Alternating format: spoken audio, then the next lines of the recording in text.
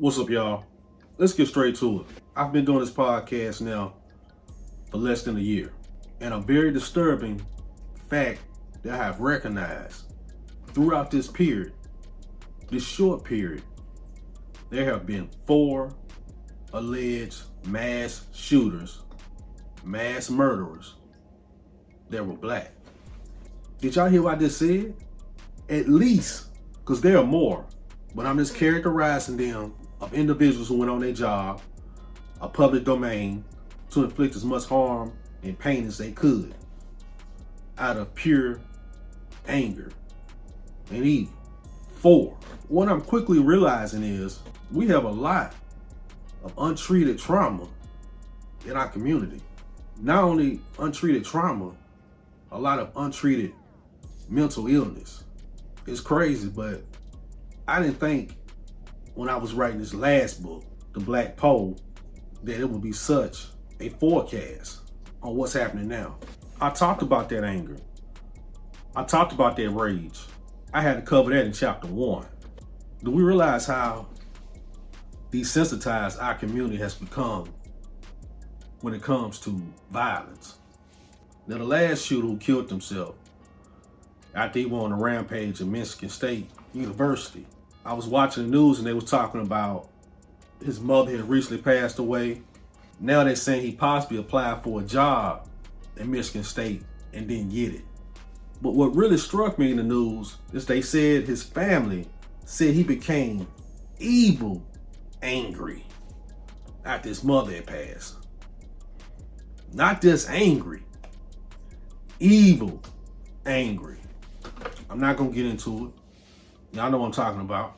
But I continue to show y'all examples of this dark energy that's floating around in our society, and it's causing us to unleash our demons on people who don't even deserve it.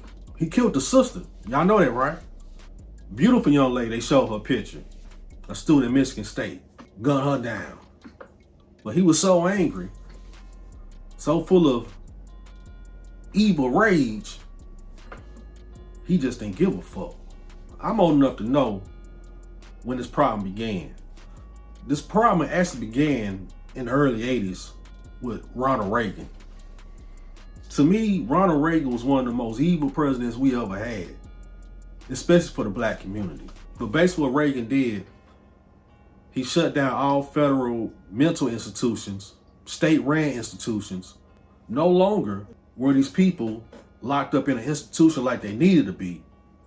They was released to the streets. A lot of homeless people have mental illnesses going on, untreated trauma, but there's no place for them to go except for the streets. You can blame your man Ronald Reagan for that shit. They say he's one of the greatest presidents we ever had. How? Somebody please explain that to me. With that raggedy ass, bullshit ass trickle-down economics that destroyed the middle class. And those practices continue to destroy the middle class to this day. So we know the source of when it started. But with the Black P.O.E, I always like to look for solutions, right? We have to look out for our own. If we think somebody's in a mental crisis, we can't wait till it's too late. If this country doesn't start taking mental illness more serious than it does now, these mass shootings amongst anybody, blacks, whites, Puerto Ricans, Mexicans, Chinese, I've seen everybody, every race, they got the shooting. It's gonna continue. But what we can do, this ordinary citizens, ordinary individuals like us, we know somebody in our family that's having some mental issues, going to a mental crisis, get their ass some help before they embarrass the whole damn family. Go out and become a mass murderer. Thank you for tuning in. God bless. One team.